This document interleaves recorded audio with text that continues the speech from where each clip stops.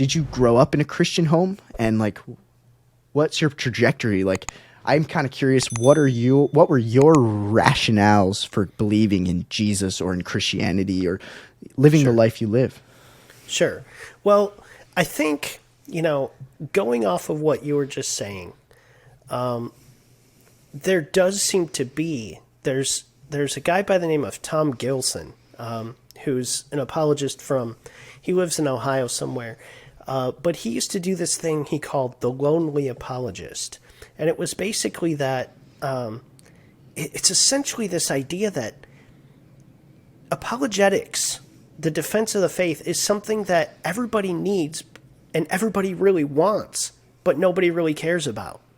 It's one of those things where everybody wants answers to these questions, but nobody thinks that they need apologetics. They think apologetics is just yelling at people and screaming that they're going to hell or something like that, or, trying to one-up people or, something like that. That's not what it's about. There might be some people who take that approach, but that's not a very good approach. It's not very convincing anyway. And trying to, take a giant Bible and beat people over the head with, it's not a good way to bring people into the kingdom. But, you asked this question. You said, you put forward this thought of, why is it that you believe what you believe, right? And it's interesting because the guy by the name of J. Warner Wallace, he's a former homicide detective. He was an atheist, and he decided to investigate Christianity. And he started asking questions about it, and especially the Gospel of Mark. And he came to the conclusion, using the tools that he uses as a cold case homicide detective, that Mark was, in fact, eyewitness testimony. That sort of led him down a road toward Christianity. Well, one of the things that he says is he asks a number of people, why are you a Christian? And let's see if I can remember this off the top of my head. But essentially there are 3 or 4 answers. And one of them is because I was raised that way. Another one was because I had some experience that led me to believe that it's true. Another one is a changed life. So I used to be in the back alley shooting up heroin, but now I'm clean because God got a hold of me, that sort of thing. Another one is I've read the Bible and it really spoke to me, and so that's why I'm a Christian. Now,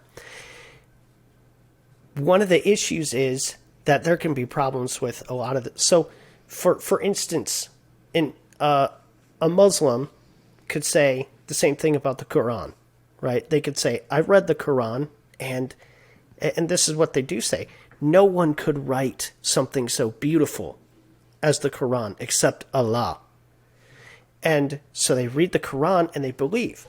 While I say I read the Bible and I believe, well, you read your book, I read my book, and we both believe our own things. Well, who's actually right? It's a good question. I say all of that to come back to the original. That was a really roundabout way of coming back to the question that you asked me. My story was one of growing up in the church. I was saved at the age of 9, I believe, in Sunday school, with a little felt graph, like flannel graph.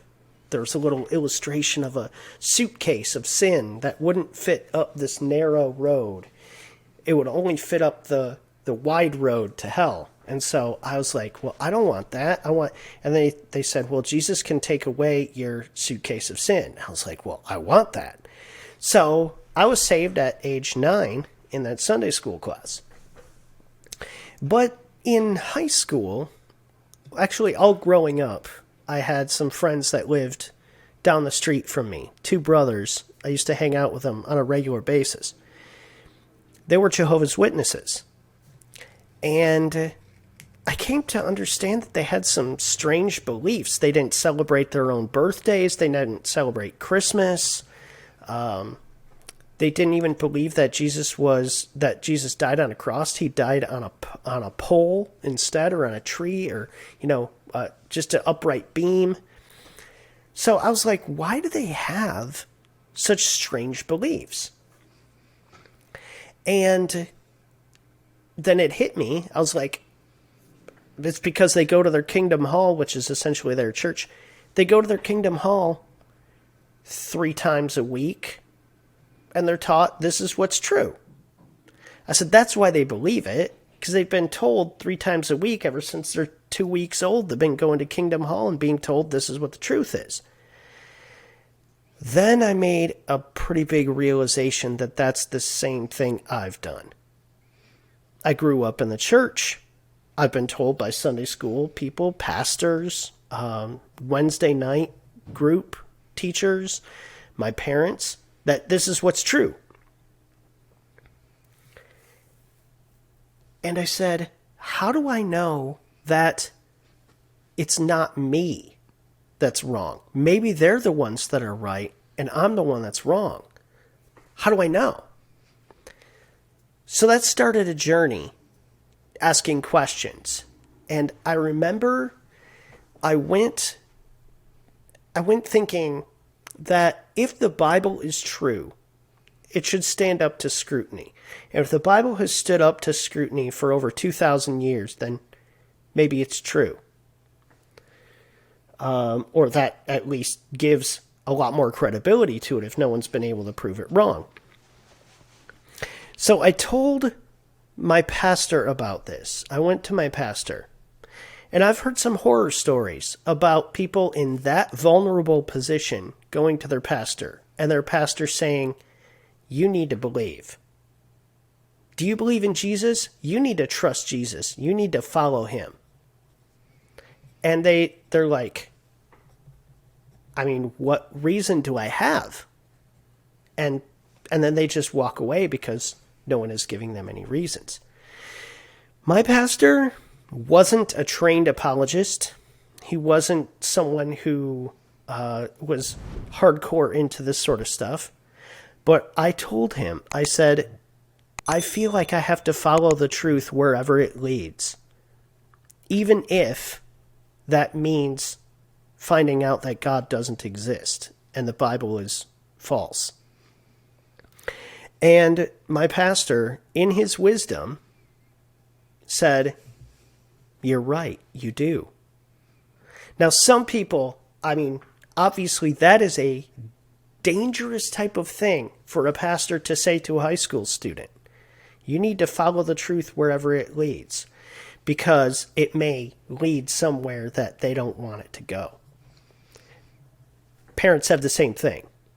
Okay, but this pastor, I bugged him so much throughout high school, but more so on during undergrad. I went to Grand Valley State University, and Grand Valley State University was about 15 minutes from my parents' house. So I just lived at home during undergrad, saved some money. And the church was on the way home.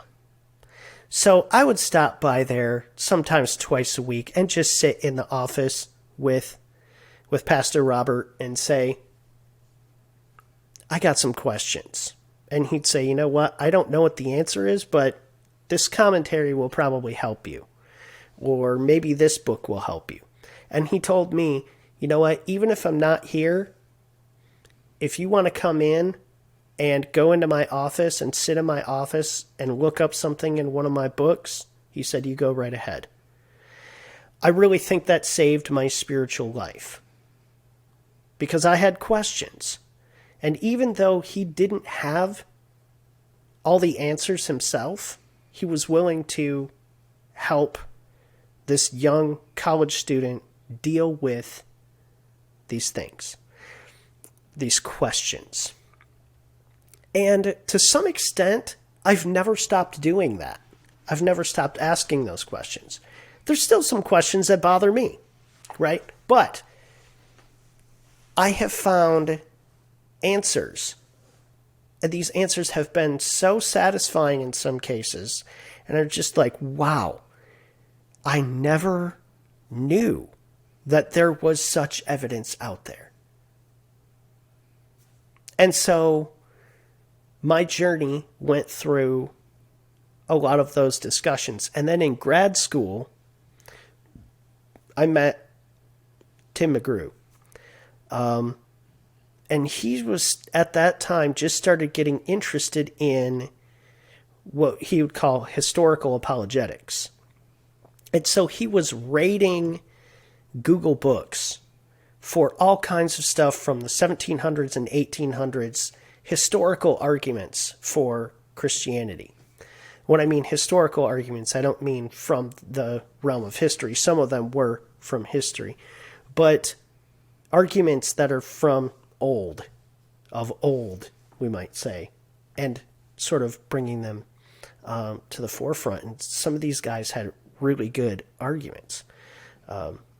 So it's sort of been a life journey. It's more of a way of life rather than just a phase I went through. It became a way of life of asking questions and finding answers.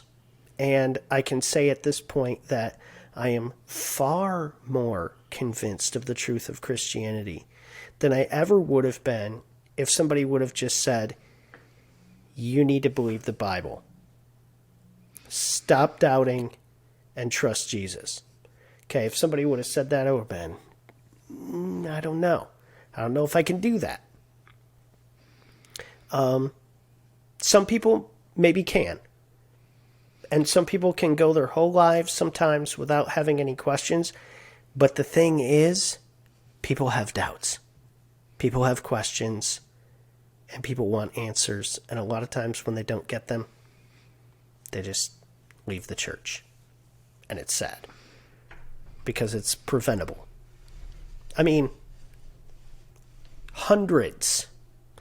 The statistics are somewhere in the order of 66 to 75 to 80% of church-going college students leave during college. Now, not all of them stop going, or not all of them stop believing. Not all of them stop calling themselves Christians, but a good portion of them do. A lot of people lose faith during college. It can be a rough time. And I think part of the reason is, as one apologist, Frank Turek, says, of course they're being talked out of it. They were never talked into it. Yeah, that's really well said.